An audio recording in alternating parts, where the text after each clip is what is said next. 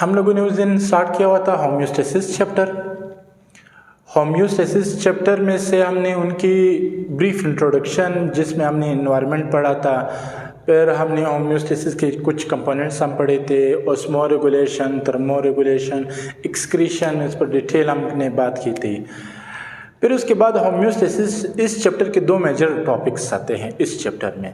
Number 1 homeostasis in plants, number 2 homeostasis in humans. आज के इसी लेक्चर में हम स्टार्ट करेंगे होम्योस्टेसिस इन ह्यूमंस। अब सबसे पहले मैं आपको बताऊंगा कि होम्योस्टेसिस क्या है। होम्योस्टेसिस वो प्रोसेस है जिसमें हमारी बॉडी इंटरनल कंडीशंस को बरकरार रखती है। The maintenance of internal body conditions या इंटरनल बॉडी इन्वायरमेंट, एक बॉडी का अंदरूनी सिस्टम को, अंदरूनी कंडीशंस को, अंदरूनी इन्वायरमेंट को मेंटेन करना, उसको बरकरार रखना, उसको एक कांस्टेंट लेवल पर रखना, उसमें उतार चढ़ाव ना आने देना, ये होम्योस्टेसिस का काम था, ये उसका फंक्शन था। 3 आपके कोर्स के मुताबिक, जो खासकर ह्यूमंस में 3 ऐसे मेजर ऑर्गन्स है जो कि एज अ होम्योस्टैटिक ऑर्गन काम करते हैं। मतलब 3 ऑर्गन होम्योस्टेसिस को कंट्रोल करते हैं। उन 3 ऑर्गन में स्किन आता है, लंग्स आता है और किडनी आती है। स्किन जो कि अभी डिटेल से पढ़ेंगे, लंग्स हम पहले चैप्टर में पढ़ चुके हैं, जो गैसियस एक्सचेंज का काम करता है। किडनी कल के लेक्चर में आ रहा है, वो इंशाल्लाह कल डिटेल से बात होगी। जबकि आज के लेक्चर में स्किन पर बात होगी। स्किन को हम उर्दू में कहते हैं जिल्द, जबकि हम ह्यूमन में देख रहे हैं स्किन जो है सबसे बड़ा ऑर्गन है, the largest organ in our body, सबसे बड़ा ऑर्गन है हमारे बॉडी में। हालांकि दिल भी एक ऑर्गन है, स्टमक, बहुत सारे ऑर्गन हमारे बॉडी में पाए जाते हैं, लेकिन जो सबसे बड़ा ऑर्गन है ये स्किन ऑर्गन है। हम इसको सेंसरी ऑर्गन भी कहते हैं। स्किन जो है ये हमारे बॉडी का, हमारी जो टोटल बॉडी वेट है उसमें से 15% जो है वेट वो स्किन कवर कर रही है हमारे जिस्म में। स्किन के 2 लेयर्स होते हैं, एक एपिडर्मिस और एक डर्मस। एपिडर्मिस ऊपर वाला लेयर, डर्मस अंदर वाला लेयर। डर्मस को हम इंडोडर्मस भी कहते हैं। जो एपिडर्मिस है, जो कि जिसको हम कहते हैं ऊपर, स्किन का जो ऊपर वाला जिल्द या ऊपर वाला लेयर, एपिडर्मिस की बात करते हैं। एपिडर्मिस, एपी भी कहते हैं ऊपर को, ठीक है। एपिडर्मिस जो है सबसे आउटरमोस्ट लेयर है स्किन का, मतलब सबसे ऊपर कौन सा स्किन पाया जाता है? एपिडर्मिस पाया जाता है। इसका काम है वाटरप्रूफ बैरियर। वाटरप्रूफ बैरियर से क्या? वाटरप्रूफ से मुराद के पानी को अंदर ना जाने देना और अंदरूनी बॉडी के अंदर जो पानी है, जो वाटर है, उसको बाहर ना जाने देना। मतलब ये हुआ कि स्किन का सबसे बड़ा रोल ये है कि बाहर की चीज़ों का, बाहर की जितनी भी चीज़ें उसको अंदर नहीं छोड़ना और अंदर माहौल को बाहर नहीं छोड़ना। मतलब एक्सटर्नल एनवायरनमेंट को अंदर अलाउ नहीं करना और इंटरनल एनवायरनमेंट को बाहर अलाउ नहीं करना, ये मेन इसका काम है, ठीक है। दूसरी बात, इसका जो अहम रोल है वो प्रोटेक्शन में है, स्किन को प्रोटेक्ट करती है। मतलब स्किन को प्रोटेक्शन करने वाला कौन सा? एपिडर्मिस होती है। Epidermis play role in the protection of skin, skin को प्रोटेक्ट करती है। अभी थोड़ा सा डिटेल है आपके कोर्स से, तो ये है थोड़ा सा डिटेल है, लेकिन आपने समझना होगा। अब प्रोटेक्शन कौन करते हैं? हमारे स्किन के अंदर, खासकर एपिडर्मिस की बात हो रही है। एपिडर्मिस के अंदर एक किस्म के सेल्स होते हैं, उस सेल्स को हम कहते हैं केराटिनोसाइट्स। केराटिनोसाइट्स ऐसे सेल्स होते हैं जो कि आगे जाके हमारे बॉडी के अंदर केराटिन्स बनाते हैं। क्या बनाते हैं? केराटिन प्रोटीन बनाता है। तो जब ये केराटिन प्रोटीन्स बनाते हैं, यही केराटिन प्रोटीन्स आगे जाके क्या काम करते हैं? प्रोटेक्शन का काम करते हैं। नंबर 1 ये प्रोटेक्शन का काम करते हैं। नंबर 2 ये स्किन इलास्टिसिटी प्रोवाइड करती हैं। क्या प्रोवाइड करती है? लचक। आपको पता है कि हमारी स्किन लचकदार होती है, मतलब ऐसे ऊपर नीचे हो सकती है, लचक कर सकते हैं हमारी स्किन। तो ये भी केराटिन प्रोटीन की वजह से होता है। कौन से सेल्स केराटिन प्रोटीन बनाते हैं? केराटिनोसाइट्स। कुछ स्पेसिफिक सेल्स होते हैं जो एपिडर्मिस में पाए जाते हैं, हमारे जिस्म को लचक देते हैं। और प्रोटेक्शन तो इसका मेन काम है। अच्छा, केराटिन वो प्रोटीन्स होते हैं जो आपके नाखून में पाए जाते हैं और आपके बालों में भी केराटिन प्रोटीन पाया जाता है। मज़ीद एक और किस्म का सेल आपके एपिडर्मिस वाले लेयर में पाया जाता है, उसको हम कहते हैं मेलानोसाइट्स। मेलानोसाइट्स एक किस्म का पिगमेंट बनाता है, पिगमेंटेड सेल होते हैं, ठीक है, एक किस्म का पिगमेंट बनाता है। उस पिगमेंट का नाम है मेलानिन। इस पिगमेंट का नाम क्या है? मेलानिन। मेलानिन फिर वो वाहिद पिगमेंट होते हैं जो मेलानोसाइट्स बनाते हैं। ये मेलानिन क्या करते हैं? मेलानिन स्किन कलर देते हैं, स्किन कलर या फिर स्किन टोन्स बनाते हैं। आपको पता है कुछ लोग गंदम कलर के होते हैं, कुछ काले होते हैं और कुछ वाइट होते हैं, कुछ थोड़ा सा रेड होते हैं। तो स्किन के मुख्तलिफ कलर्स होते हैं।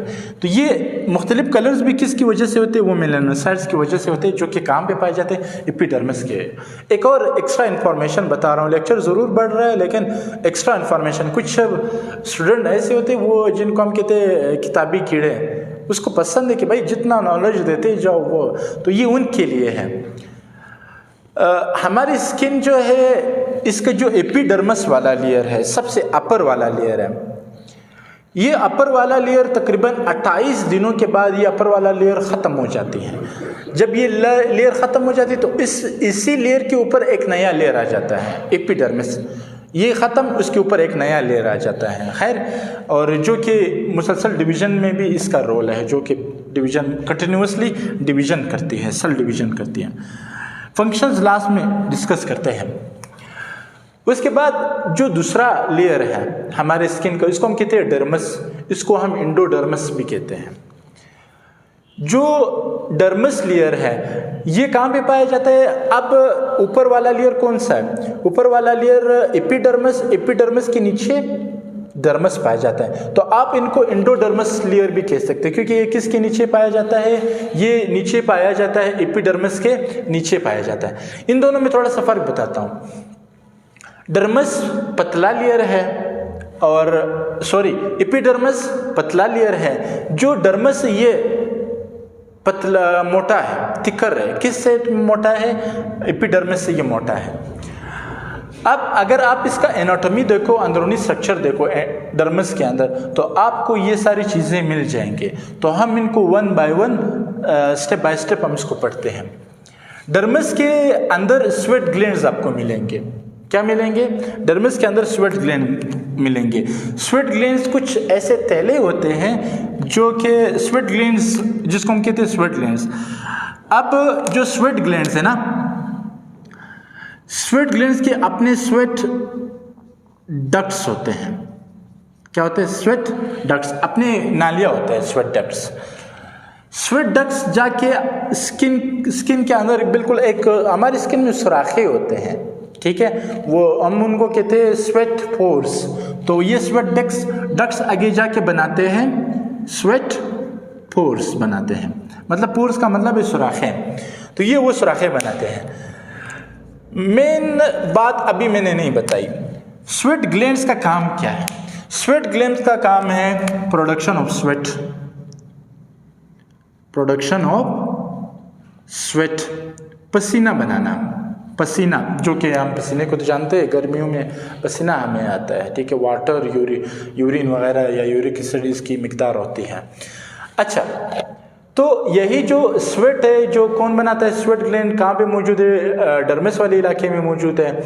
तो ये जो स्वेट ग्लैंड्स है, जैसे ये स्वेट बना लेता है, वो स्वेट इस स्वेट डक्ट्स के ज़रिए आगे फॉरवर्ड जाते हैं। जब ये फॉरवर्ड जाएंगे तो उस स्वेट पोर्स के ज़रिए हमारी स्किन से बाहर निकल जाते हैं। अब ये काम तो इसने कर दिया, लेकिन मेन काम क्या हुआ भाई? मेन काम इसका है कि ये क्या काम करता है? ये as a thermo regulation role अदा करता है। कौन सा role? Thermo regulation. Thermo regulation से क्या मुराद है? कि maintenance of internal body temperature. भाई जिस्म के अंदर टेम्परेचर को क्या करना? कंट्रोल करना। तो ये स्वेट ग्लैंड का काम है, as a thermo regulation, body को क्या करना? कंट्रोल करना। वैसे स्वेट ग्लैंड का एक और काम भी है, जो थोड़े से वेस्ट है उसको भी बाहर निकालते हैं। खैर, हेयर फॉलिकल्स की बात करते हैं। डर्मस वाले एरिया से जो ये बाल आपको नज़र आ रहे हैं मेरे स्किन पर, ये बाल जहाँ से निकल रहे हैं, मतलब बालों की जो जड़ होती है वो डर्मस वाले इलाके में मौजूद होते हैं। जो इनकी जो जड़ें होते हैं, जो टिप ऑफ हेयर्स होते हैं, हम उसको कहते हैं हेयर फॉलिकल्स। बिल्कुल। अब ये डर्मस वाला इलाका है। कौन सा वाला इलाका है? डर्मस। डर्मस वाले इलाके से ऐसे आपको क्या मिलेंगे? यहाँ पे हेयर आपको मिलेगा। जो ये टिप है हम इसको कहते हैं हेयर फॉलिकल, हम इसको नाम देते हैं। क्या नाम देते हैं? Hair follicles. हमने ये बात कर दी। अब जो हेयर्स होते हैं हमारे स्किन में, डर्मस में, इसका भी काम है एज अ थर्मो रेगुलेशन। इसका काम क्या है? Thermo regulation. थर्मो रेगुलेशन से मुराद टेम्परेचर को मेंटेन करना। अब टेम्परेचर ये कैसे करेगा? ये एक प्रोसेस के ज़रिए हमारे बॉडी के अंदर टेम्परेचर को मेंटेन करेगा। इसको हम कहते हैं गूस बम्प्स। गूस बम्प्स में क्या होगा? आपने कभी देखा होगा सर्दियों में चकोर जो ऐसे बालों को, अपने जो इनके पर होते हैं ना, जिसको हम फीदर्स कहते हैं, ये उनको ऐसे बिल्कुल फैला देते हैं और जिसके ज़रिए उनके बाल ऐसे खड़े हो जाते हैं।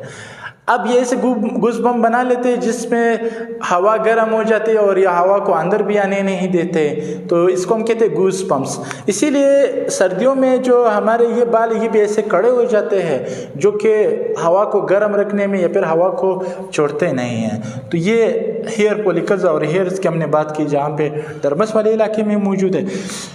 डर्मस वाले लेयर्स में सेबेशियस ग्लैंड्स मौजूद होते हैं। सेबेशियस वो ग्लैंड्स हैं जो कि क्या बनाते हैं? हम ये प्रोडक्शन ऑफ सीबम का काम करते हैं, सीबम बनाते हैं। सीबम का मतलब है एन ऑयल बनाना, तेल बनाना। आपको पता है आपकी जो स्किन है ये एक किस्म का तेल भी बनाता है, ऑयल्स बनाते हैं। तो वो ऑयल्स किसकी वजह से होते हैं? सेबेशियस ग्लैंड्स कहाँ पर मौजूद है? डर्मस लेयर्स में मौजूद होते हैं, तो ऑयल्स बनाते हैं। एक मज़ीद एक्स्ट्रा बात बताऊं, जो आपका सेबेशियस ग्लैंड और स्वेट ग्लैंड्स जब ये इकट्ठे काम शुरू करते हैं ना, तो आपकी स्किन में लचक और आपकी स्किन को मज़ीद थोड़ा सा हेल्दी और प्यारा बना देता है और थोड़ा सा चमकीला बना लेता है। तो ये इसका बहुत बड़ा रोल है। और जो सेबेशियस ग्लैंड है ना, इसका अगला काम ये है कि ये ख़ासकर ये जो बाल है ना, बालों को एक तो खूबसूरत बनाते हैं। आप देख रहे हैं किसी किसी के बाल बहुत खूबसूरत होते हैं, तो वो सेबेशियस ग्लैंड्स की वजह से होते हैं। एक तो बालों को प्यारा बनाते हैं, दूसरी बालों को जरासीमों से भी दूर रखते हैं। सेबेशियस ग्लैंड जो कि ऑयल्स बनाते हैं, तो जरासीमों से भी क्या करते हैं, जैसे कि बैक्टीरिया या फंगस जितने इन्फेक्शंस होते हैं उससे भी स्किन को बचाते हैं या फिर बालों को बचाते हैं, बाल को खासकर बचाते हैं। यहाँ पे आपको मैं एक एक्स्ट्रा पॉइंट ये बताऊँ कि कुछ फैट सेल्स मौजूद होते हैं। क्या मौजूद होते हैं? फैट सेल, चर्बी वाले सेल्स आपके डर्मस वाले इलाके में भी मौजूद होते हैं। इस फैट सेल्स का काम यह है कि टेम्परेचर को मेंटेन करना। कैसे? बॉडी की गर्मी को बाहर ना छोड़ना और बाहर जो भी गर्मी और सर्दी उसको अंदर ना आने देना। तो ये इसी का फैट सेल्स का चर्बी। ये बात तो आपने सुनी होगी कि एक बंदा इतना मोटा है तो चर्बी। खैर, चर्बी हमेशा क्या करती है? टेम्परेचर को मेंटेन करने वाली काम करती है। तो यहाँ पे आपके ब्लड वेसल्स डर्मस वाले इलाके में मौजूद है, खून की रगें वहाँ पे होती हैं, ब्लड वेसल्स होती हैं। वो ब्लड वेसल्स क्या करती हैं? ब्लड वेसल्स जो है ये प्रोवाइड न्यूट्रिशन टू स्किन को न्यूट्रिशन देना। यहाँ पे खून की नालियाँ होते हैं, वो खून की नालियाँ न्यूट्रिएंट्स देते हैं, हमारी स्किन को न्यूट्रिएंट्स देते हैं। जब ये हमारी स्किन को न्यूट्रिएंट्स देंगे तब क्या होगा? तब मैं आपको बताता हूँ, तब हमारी जो स्किन है वो हेल्थी रहेगा। क्या रहेगा? हेल्थी रहेगा। तो ये बात आपने याद रखना है कि ये जो खून की नालियाँ है ये उसमें कुछ न्यूट्रिएंट्स आ रही होती है और वो न्यूट्रिएंट जब हमारी स्किन को मिल जाती है तो हमारी स्किन बिल्कुल हेल्थी रहता है। ये एक अगला पॉइंट था। इसके बाद कुछ नर्व्स एंडिंग्स होते हैं। नर्व एंडिंग से मुराद कि वो जो न्यूरॉन्स होते हैं ना, न्यूरॉन्स, वो न्यूरॉन्स का जो बिल्कुल एंडिंग पॉइंट होता है। जैसे कि आपके पास एक न्यूरॉन है, ठीक है, ये क्या है, आपके पास एक न्यूरॉन है। अब न्यूरॉन के दो एंडिंग पॉइंट है, एक ये वाला एंडिंग पॉइंट और एक ये वाला एंडिंग पॉइंट। तो इस दोनों में से कोई एक एंडिंग पॉइंट होगा आपकी स्किन में। ये नर्व का बड़ा फायदा है या फिर न्यूरॉन का बड़ा फायदा है, जो न्यूरॉन जिसका direct ending point, ending connection किसके साथ है, एंडिंग कनेक्शन डर्मस के साथ है। इसका बड़ा ज़बरदस्त रोल है। ये सेंसरी को या सेंसेशन को डिटेक्ट करते हैं। किसको डिटेक्ट करते हैं, सेंसेशन को डिटेक्ट करते हैं। जैसे कि टच, आपको पता है, जैसे बंदा आपको कोई टच करता है तो वो टच आपको कैसे मालूम हो जाता है, भाई वो नर्व एंडिंग की वजह से, वो न्यूरॉन की जो एंडिंग है उसकी वजह से आपको फील हो जाता है। जैसे कोई चीज़ टच हो जाती है तो आपको पता चल जाता है। इसके बाद कोल्ड और हॉट, सर्दी हो गर्मी हो आपको पता चल जाता है, किसकी वजह से, नर्व एंडिंग की वजह से। इसके बाद कभी कभार पेन से क्या मुराद है, पेन दर्द को कहते हैं, या फिर आपको इंजरी हो जाती है, आपकी बॉडी में, स्किन में कोई ज़ख्म लग जाता है तो वह ज़ख्म भी क्या करता है, वो ज़ख्म भी आपको महसूस हो जाता है तो वो नर्व की वजह से होता है। तो आज के लेक्चर में इतना ही। इंशाल्लाह कल के आने वाले लेक्चर में हम फिर किडनी के बारे में इस तरह मज़ीद बातें होगी नेक्स्ट लेक्चर्स में। अल्लाह हाफिज़।